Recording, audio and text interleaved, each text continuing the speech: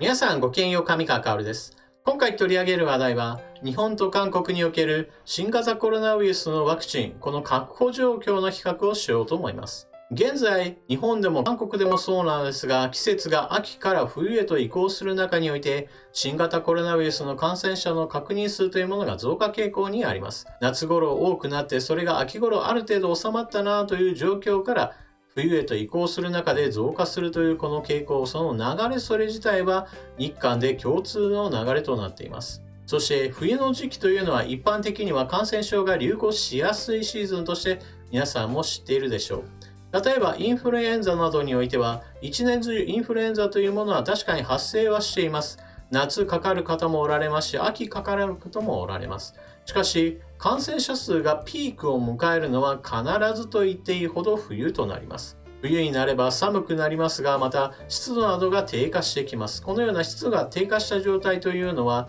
ウイルスにとっては生き残りやすい環境となります。また、このような寒い時期というのはどうしても換気というものはしづらいですから、よどんだ空気の中にウイルスが長く滞留しやすいものです。これはあくまでもインフルエンザの話ではありますが、同じように新型コロナウイルスに対しても、環境要因としては、夏や秋よりも冬の方が新型コロナウイルスにとっては感染症として広がりやすい環境だと考えられています。では、感染症が流行している状況というものを食い止めたり、もしくは被害者となる人の数を減らすために重視されているのが、何といってもワクチンなわけですが、このワクチンの開発状況というものは以前の動画で紹介したように、続々と開発成功しているのではないかといった報道が流れてきています。臨床試験というものを通していない状況でも開発が成功したと宣言している中国やロシアを除いても、臨床試験をしっかりと行った上で結果が出たよと言っているのが、欧米メーカーのアメリカのファイザーやモデルナ、そしてアストラゼネカといった会社たちです。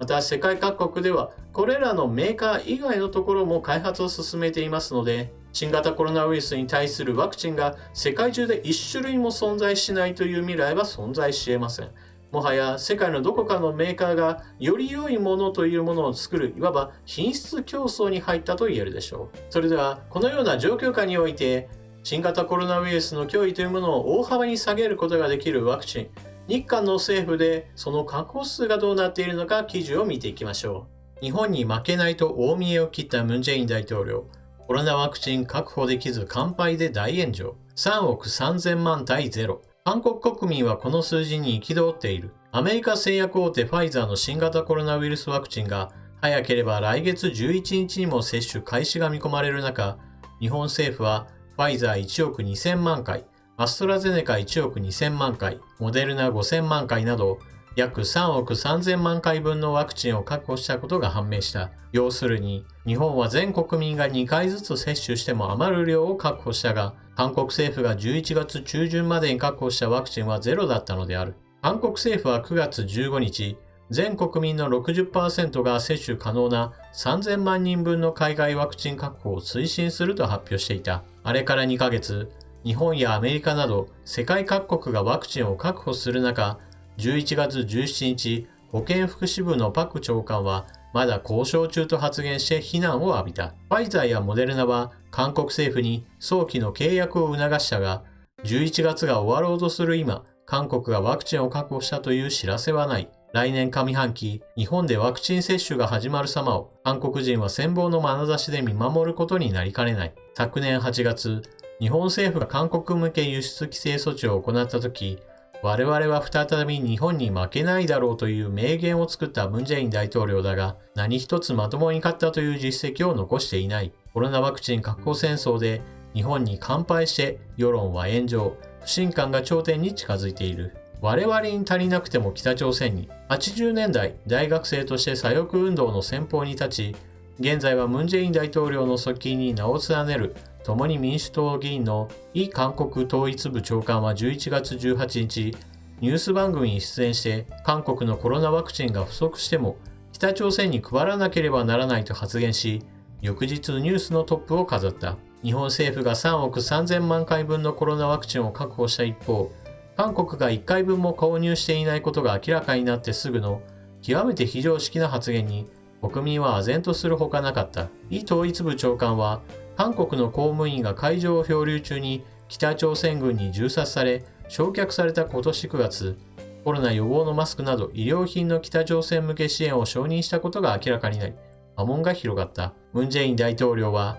韓国の大統領か北朝鮮の代弁者かわからないほど北朝鮮に片思いを抱いており、いい加減にしてくれという世論の反発がある。そんな中での自国を犠牲にしての北支援アピールだから理解に苦しむのだ。一方の北朝鮮は11月19日付の労働新聞で、なくても生きていける物質のために国境を越えることはできないと報じ、ワクチン提供を拒絶する意思を明らかにした。イ長官は翌20日にも、南北境界地域に両国民が使用できる感染症対応センターの設置を提案した。診断と治療、予防、ワクチン開発及び生産を包括する協力が必要だと発言したが、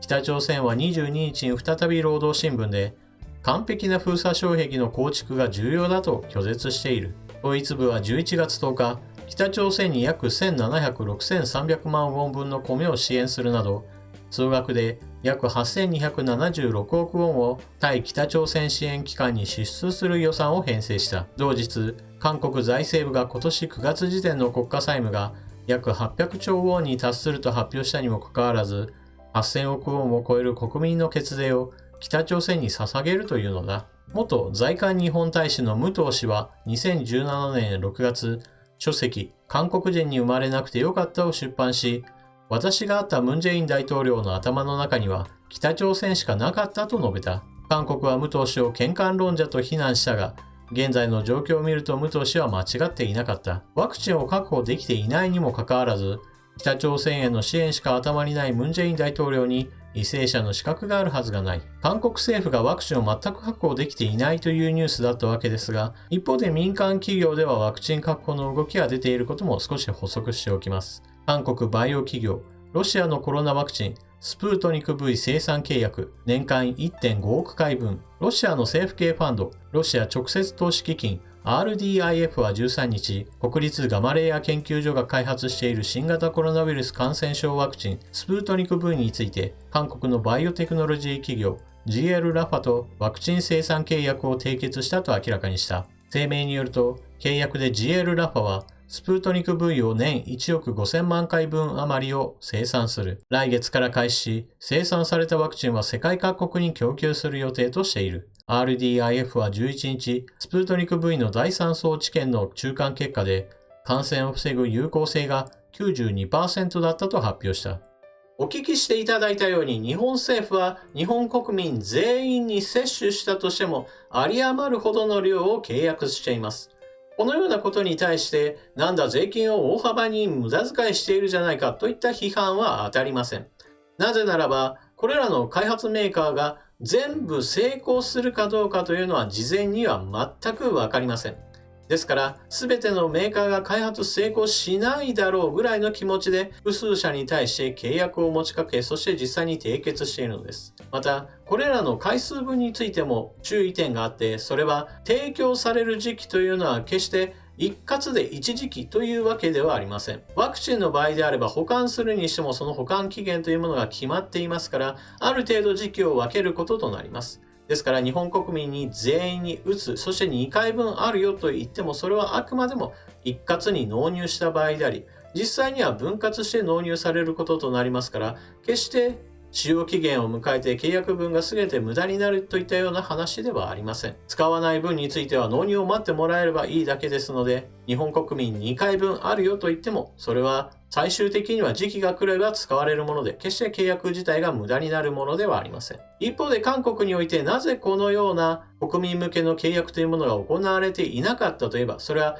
ムン・ジェイン大統領が軽貿易といって、韓国における貿易体制は万全であり、韓国における新型コロナウイルスというのは抑えることができる。これはまさに世界に誇るべきものだ。そんな国においてワクチンなど必要などないというのが心の中にあったのでしょう。一応韓国政府としてはいずれは確保しますよとは言っていましたが、それはあくまでも全体の流れの中では端の話で、自分たちの貿易体制というものが優れているんだ、世界へとアピールするんだ、世界から称賛されているんだというストーリーの方が圧倒的に強かったのです。このようなこともあり、真剣に予算付けというものが行われていなかったからこそ、実際の契約というものがされていなかったのです。また、今回2つ目の記事で、韓国の企業がロシア製のワクチンについての生産契約を結んでいるという話をしました。韓国の政府は、どこかのメーカーと契約はしていないというふうに伝えられているわけですが、韓国企業はこのワクチンの販売に商機を見出しています。それこそ世界中へと蔓延しているような状況なのですから、ワクチンが絶対に必要になると踏んだというのは一つの経営判断です。そしてこのロシア製のスプートニク V については私は疑問を持っていて、それはロシアの大統領であるプーチン大統領がこのワクチンを使っていないと報道されています。ロシアのプーチン大統領は68歳。この新型コロナワクチンは年齢が上がれば上がるほどリスクが高くなる病気です。ですから、プーチン大統領が例えば30歳であるならば、私は大丈夫だ、かかってもすぐに治るというのであればそれはいいのですが、68歳というこの年齢を考えると、新型コロナウイルスにもしもかかった場合は、それこそありとあらゆる医者たちが総動員しても、もしかしたら重篤化してしまうという可能性があるのです。ですから、ロシア製のワクチンというものが優れているというのであれば、プーチン大統領は本来使うべきだったでしょう。そのようなことをしていない時点で何かおかしいなという思いを抱かざるを得ません。またもう一つ根本的な問題として、中国でもワクチンが開発できたと言っているわけですし、ロシアも同じようなことを言っているわけですが、どちらも臨床試験というものが未だに終わってはいません。中国の方について言えば、中国国内においては新型コロナウイルスというのがもう撲滅できたかのような報道というものがされていますので、中国国内における大規模な臨床試験というものはやりようがありません。なぜならば患者がいないことになっているからです。一方でロシアでは新型コロナウイルスの患者はいるのですから臨床試験はできます。しかし臨床試験が終わっていないうちにロシアではこのワクチンが開発が終わったんだといったような報道をして世界初といったようなことを誇っていました。このように本当に有効性が大丈夫なのか、信頼性はどうなのかといったことを全くチェックしない段階において、政治的にもうこのワクチンは開発が終わったんだといったような宣伝がされている中国製やロシア製のワクチンというものは非常に不気味な存在です。そして今回紹介した最初の記事でもあるように、韓国政府としては確保することができていないワクチンなわけですが、一方でムン・ジェイン大統領は北朝鮮への支援としてワクチンを何とか確保して北に送らねばといった話をしているのは非常に滑稽な姿です。韓国国内におけるムン・ジェイン大統領の支持率というものは現在徐々に下がりつつあります。この背景にあるのは何といってもムン・ジェイン大統領は何もやっていないよねという当たり前のことが当たり前のように韓国国民の間で少しずつ認識が深まっているせいです。ムン・ジェイン大統領はこれまで北朝鮮との関係改善ができたよといったことを例えば一つ大きな手柄として発表し、それによって国内の引き締めなども図ってきましたが、現在においてはそれこそ北朝鮮とまともな対話ができていない状態です。また、経済状況の話について言っても、国際的な経済環境というものは決して良い状態ではありませんから、輸出に頼っている韓国の場合だと、一部の財閥企業が儲かったとしても、それが韓国経済全体を引っ張るほどには、今の状況はよくありません。新型コロナウイルスの流行というものは、それこそインフルエンザなどと同じように、冬を山場にするだろうと考えられています。そしてその後どうなるかについては、やはりワクチンというものが存在するかどうかというのが一つ大きな転機となるでしょう。インフルエンザのように季節性である程度収まったとしても、その後安心安全といった国民の心がどうなるかというのは、それこそ何かしらの裏付けというものが存在しないと非常に難しいものです。日本においてはワクチンというものが接種できるような状態になったよということになれば、それこそリスクの高い人たち、高齢者施設などでの重点的な使用であるとか、医療機関などにおいて院内感染を抑えるために医療従事者たちが受けるといったことを通して、医療崩壊のリスクというものが大幅に下がれば、それこそ社会的な要因として新型コロナウイルスにかかったとしても、その後大規模なクラスター化するわけではないよ。もうそれぞれの人の個人的な病気へとリスクが低下し、それによって社会全体としては平常運転ができるようになるというのが一つの理想的な姿です。そしてそのような平常運転へと移行するためにはワクチン確保をしているかどうかというのが来年には非常に大きな差となって現れると私は考えています。皆さんはこのニュースを聞かれてどのようなことを考えたでしょうか。ぜひともコメントしていて。それでは動画を最後までご視聴いただきありがとうございました。チャンネル登録していない方はぜひともチャンネル登録を。そして動画を見合ったら評価ボタンのクリックもよろしくお願いします。それでは次の動画でまたお目にかかりましょう。またね。